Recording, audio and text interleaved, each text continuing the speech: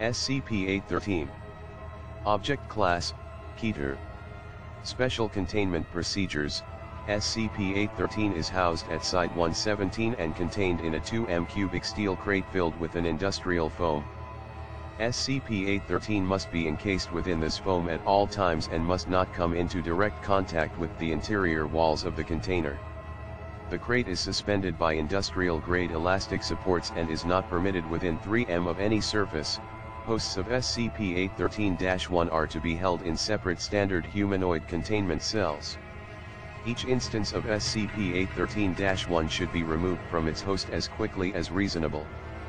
For information on surgical procedures necessary to SCP-813-1 removal, see Document 813-1. After removal, each instance will be contained in separate airtight steel canisters, 1 cm x 0.5 cm 0.5 cm. In the event that an SCP-813-1 host expires, or an instance, S, of SCP-813-1 itself is unaccounted for, the immediate area must enter lockdown and a search will be organized for the instance, S, in question. All personnel handling SCP-813-1 instances or hosts are to wear reinforced glass face shields. Any containment personnel experiencing optical distress or anomalies must be evaluated immediately. SCP-813 is not to be located within 10 km of SCP-882 or any artifact with a connection to the Church of the Broken God, TTT. Description: SCP-813 is a spherical glass sculpture. Evidence suggests that the sculpture was originally 45 cm in diameter, however, the artifact is currently missing approximately 17% of its initial mass. Close inspection of SCP-813 has revealed a microscopic system of seemingly metallic clockwork machinery. This machinery is continuously active, though the means by which it accumulates or generates power is unclear.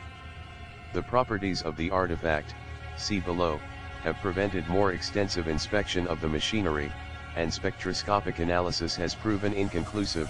The glass comprising SCP-813 is exceptionally fragile and will shatter under pressure far below what would be expected. SCP-813 always fractures into fragments approximately 7 mm x 2 mm in size. These pieces cannot be broken down further by any means, rendering them presently indestructible. Upon shattering, all fragments, now designated SCP-813-1, produced will seek out the nearest human targets. 1.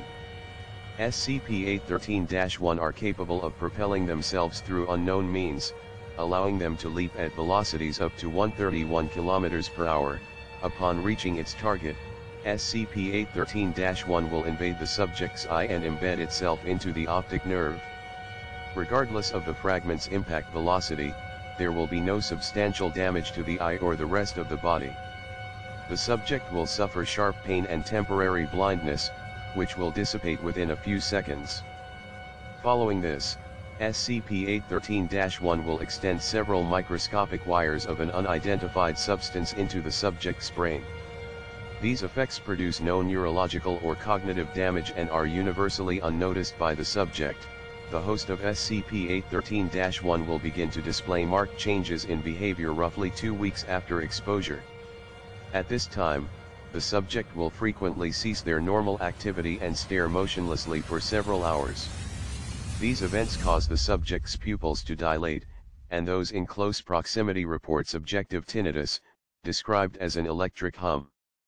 During these periods, the subject is totally unresponsive toward attempts to rouse them, and they will also deny that such periods ever take place.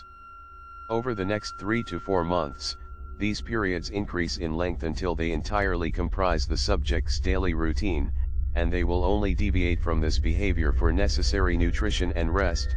SCP-813-1 will remain in the optic nerve until the subject's death.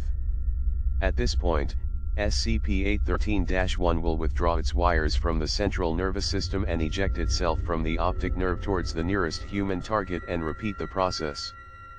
Forcible removal of the fragment, surgically or otherwise, is fatal to the host, and the fragment will immediately seek out a new host in its usual manner.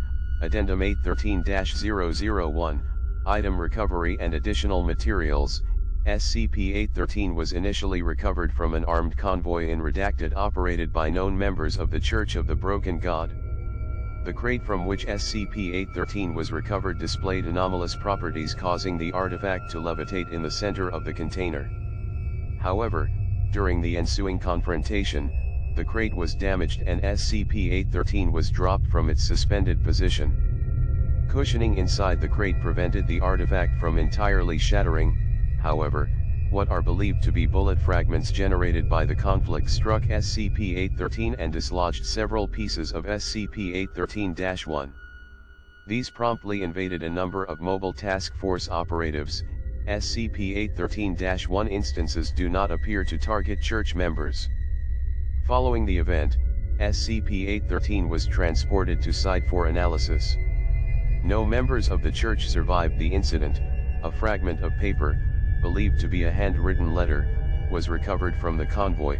The following is an excerpt of that letter, and I seize all things except itself. For that, it must have another. That which was paired and now separated must be made whole once again. Through its shards the broken I seize. Through heathen minds the broken God seeks. Footnotes. 1. It has been determined that SCP-813-1 will only target living human beings with one or more functional eyes. It is undetermined how they locate said targets.